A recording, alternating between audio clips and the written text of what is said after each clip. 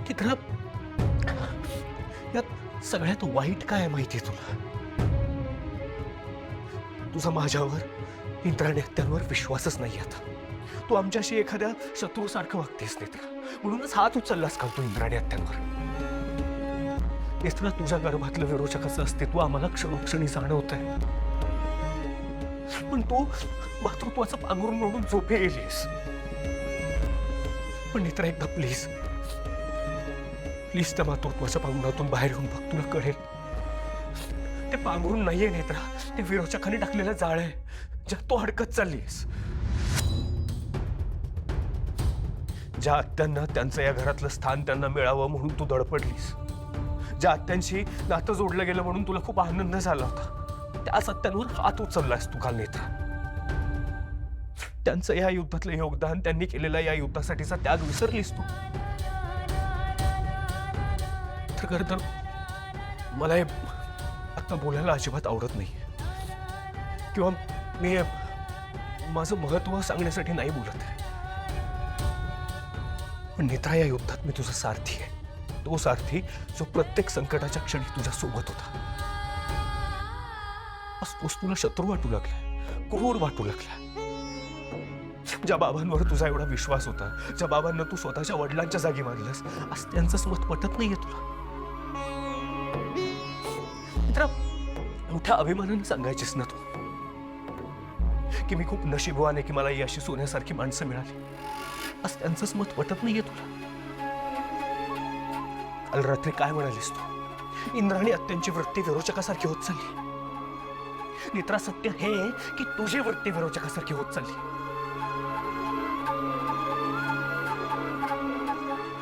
तो विरोचकाचा अंश तुला आतल्या हात पोखरतोय नेत्रा, आणि तोच अंश एक दिवस तुझं अस्तित्व संपवून टाकेल. आठव ना नेत्रा, कधीपासून सुरू झालंय सगळं? त्या विरोचकाने माझं प्रतिबिंब तयार करून जे काही केलं त्यानंतर हे सगळं सुरू झालंय.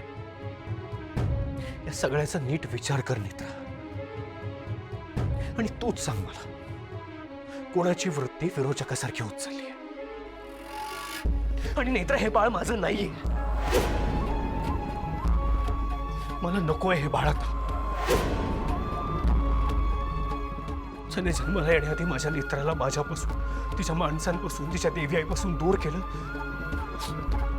त्याला मला जन्मालाच घालायचं नाही. अशा विरोचकाच्या अंशाला मला या घरात जन्माला घालायचंच नाहीये.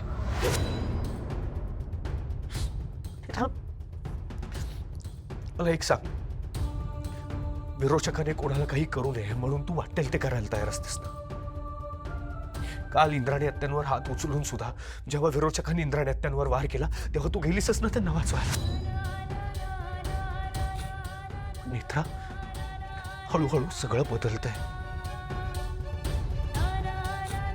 तुझ्या माणसांसाठी, तुझ्या नात्यांसाठी हे सगळं करतेस. उद्या या विरोचकाच्या अंशाचा जन्म झाल्यानंतर ते सगळं संपलेलं असेल, सगळं संपलेलं असेल. हे युद्ध विरोचक जिंकेल नेत्रा, आणि त्याला कारण तू असशील. जे युद्ध तू आतापर्यंत इतक्या मेहनतीने, त्यागाने लढलीस, त्या युद्धात तुझा पराभव होईल. आणि तो विरोचकामुळे नाही तर तुझ्यामुळे झालेला असेल.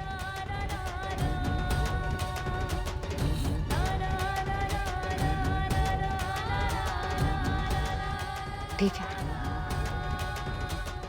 तुम्हाला आठवतं सुरुवातीला जेव्हा आपल्याला विरोचकाबद्दल काहीच माहित नव्हतं, तेव्हा रुपाली म्हात्रेचं खरं रूप तुम्हाला कळावं म्हणून मी खूप प्रयत्न केलाय. कारण मला माहित होतं तिच्यापासून तुमच्या जीवाला धोका आहे. मी खूप प्रयत्न केले, खूपदा तुम्हाला सांगण्याचा प्रयत्न केला, पण तुम्ही विश्वास नाही ठेवला. पण तरीही मी प्रयत्न करत राहिले, कारण मला खात्री होती की एक ना एक दिवस तुमचा विश्वास नक्की बसेल. आणि तसं झालं. तो दिवस आला. यावेळेला सुद्धा मी ना त्याच आशेवर होते. मला वाटलं होतं तुमचा विश्वास बसेल की माझ्या पोटात देवी आईचा आशीर्वाद वाढतोय, विरोचकाचा अंश नाही.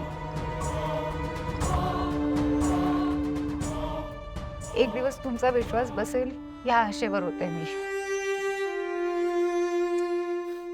पण कितीही प्रयत्न केले तरी तुमचा विश्वास बसतच नाहीये.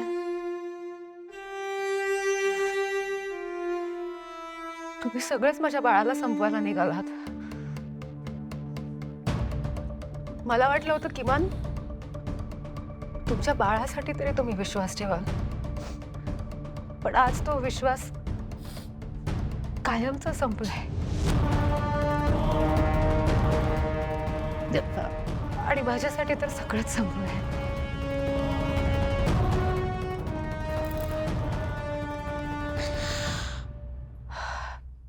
ठीक आहे, होऊ दे तुमच्या मनासारखं. आपण संपवून टाकूया आपल्या छकुलीला.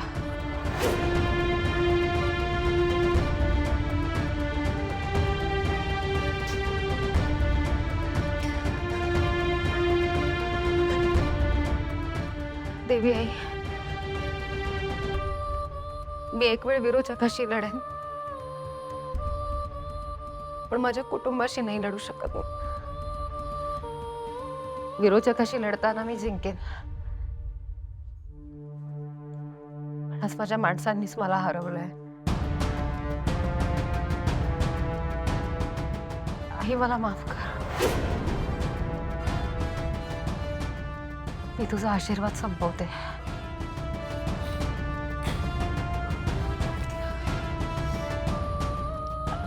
साहेब, आपण आजच नाही, आज नाही, आपण आत्ताच जाऊया.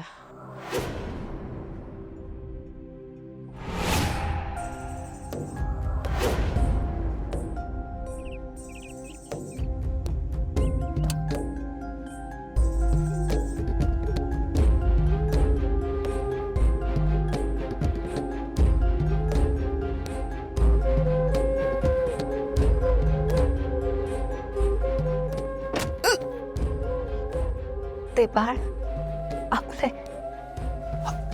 तुम्ही बाबा होणार आहात. माझं नाहीये हे बाळ. अशा या विरोचकाच्या अंशाला मला या घरात जन्माला येऊच द्यायचं नाही. तुम्ही आत्याची होणार आहात.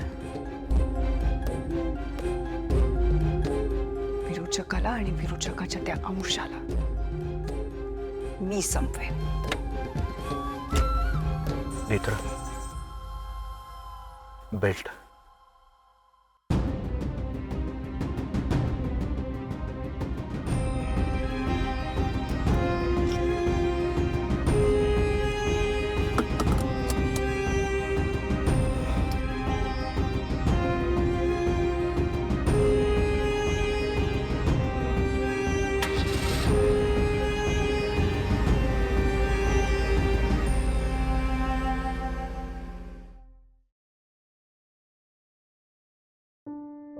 इतके दिवस वाटत होतं की विरोचकच हे युद्ध जिंकणार आहे, पण तू ऐनवेळी नेत्राला विरोचकाचा अंश संपवायची सद्बुद्धी दिलीस.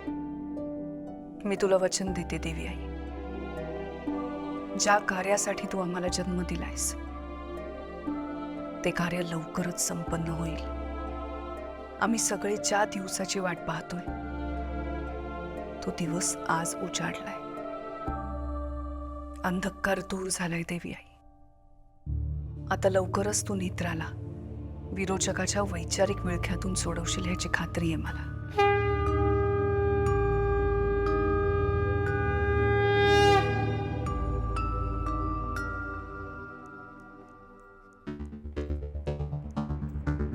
कुठे निघालास तू? कुठे निघालास? त्या इंद्राणीने सरळ सरळ धमकी दिली नेत्राच्या बाळाला मारण्याची. तू इथे घरात थांबायला हवंस, या घरात लक्ष द्यायला हवंस, नेत्राची काळजी घ्यायला हवीस तू. नेत्राला सगळं व्यवस्थित माहिती आहे हां, आणि ती तिची काळजी घ्यायला समर्थ आहे. तरी काही झालं तरी आम्ही आहोतच. तू तुझी काळजी घे, कारण काय काहीही झालं ना तरी तू मरणार हे कन्फर्म झालंय.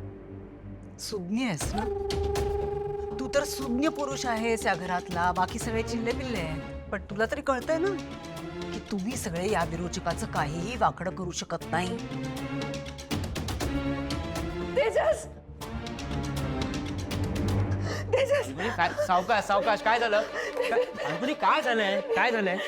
काय झालं? खूप खूप मोठा प्रॉब्लेम झाला. काय प्रॉब्लेम झालाय? नेत्रा नेत्राला काय झालंय? हा? तेजस नेत्रा ऑपरेशन करायला गेली.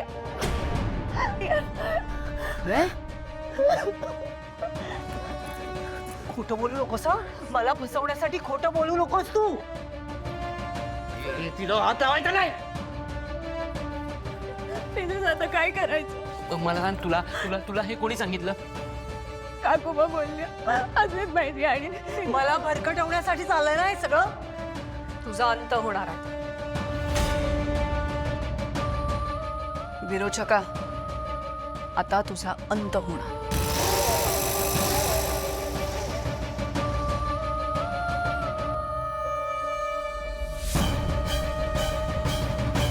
सरकली पायाखालची समी. तुला म्हटलं नव्हतं लवकरच तुझा वध होणार. की तुझ्या भाषेत सांगू तुला सगळं. आता शेवटचे काही क्षण उरलेत तुझ्याकडे.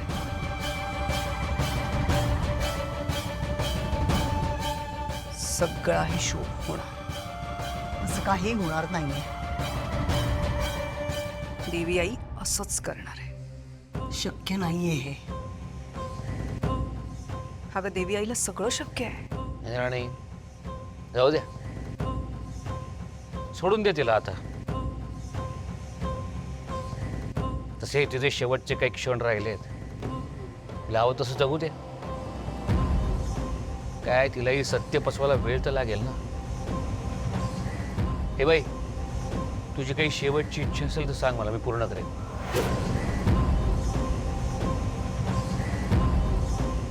कसं आहे, आपल्यामध्ये खास नातं होतं ना. चला, आता विरोचकाचं नाव इतिहास जमा होणार. आता थोड्याच वेळात अस्थि कट्यार जागृत होईल. आणि त्यानंतर काय होईल हे तुला माहिती आहे.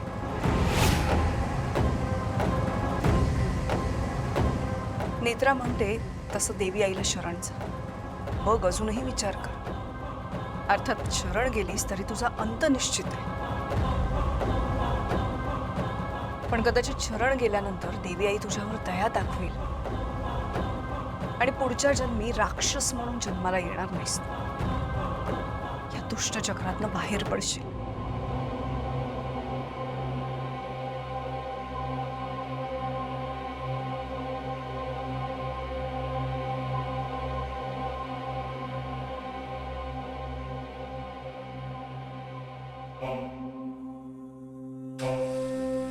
नेत्रा अबॉर्शनसाठी तयारच होणार नाही. अद्वैतने प्रेशराईज केलंय ना तिला. हा, कोणत्या हॉस्पिटलमध्ये आहेत ते? तो दे शांत हो. शांत हो. मी आपण शांत या विषयावर होणार नंतर नाही. बोलूया. नंतर म्हणजे कधी? नेत्राचा बाळ गेल्यानंतर मी अद्वैतला फोन करतो. तेजस,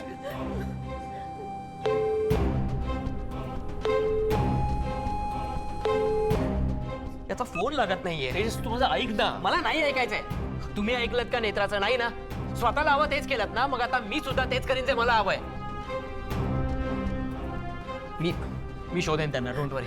पण मी हे अबॉर्शन होऊ देणार नाही, लक्षात ठेवा. तू फाल्गुनी आणून. तेजस ऐक. तेजस, तेजस. शेखर, शेखर, काळजी करू नका.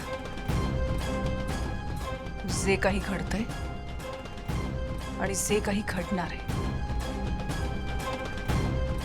ते सगळं देवी आईच्या मर्जीनुसार.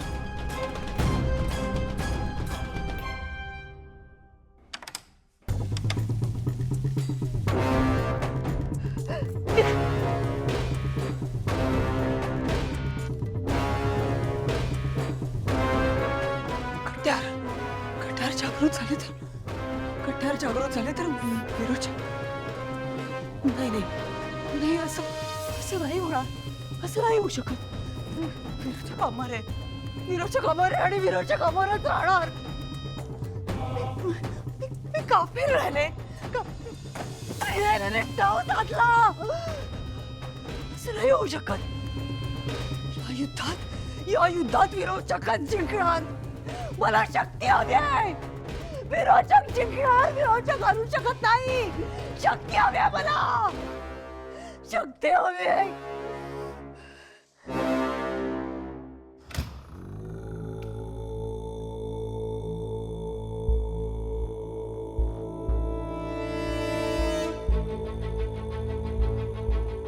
मी फोन केला होता अद्वैतला, 5 मिनिटात पोहोचतायत. सगळं ओके आहे ना? नेत्रा ठीक आहे ना? तो म्हणाला घरी आल्यावर बोलूया. फोनवर काही बोलला नाही याचा अर्थ सगळं सुरळीत पार पडलेलं दिसतंय. पण मला एक गोष्ट कळत नाही, इतक्या लवकर कसं परत येत आहेत ते?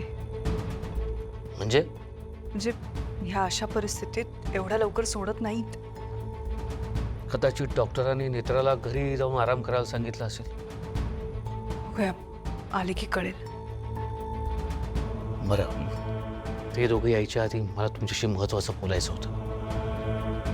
नेत्राने तुमच्यामध्ये जे काही घडलंय ते कृपा करून मनावर घेऊ नका. शिखर, ते एक वाईट स्वप्न होतं आणि वाईट स्वप्न आपण लक्षात ठेवत नाही.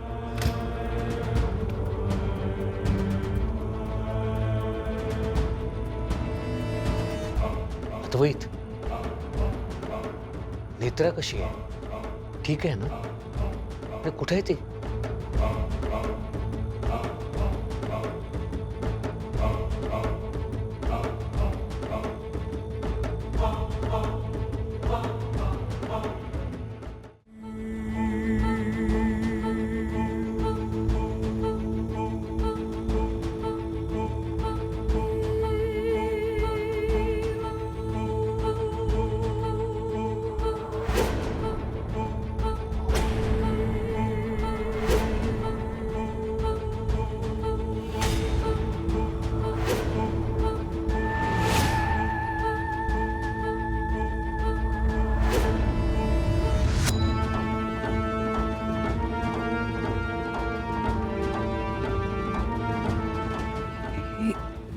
हे सगळं काय?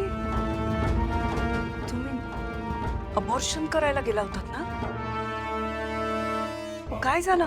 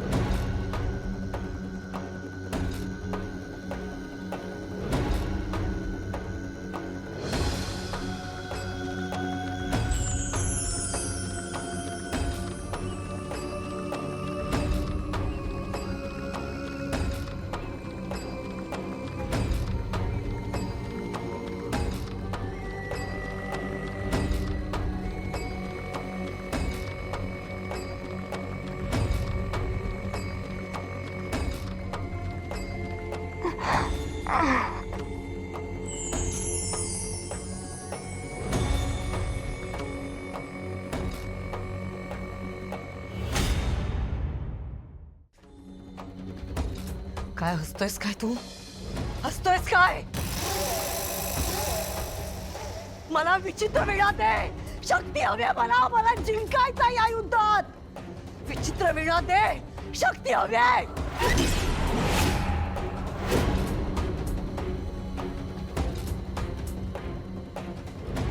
नेत्रा, अद्वैत, तुम्ही दोघं बोलत का नाही? काय झालंय? तुम्ही ॲबॉर्शन करायला गेला होतात ना?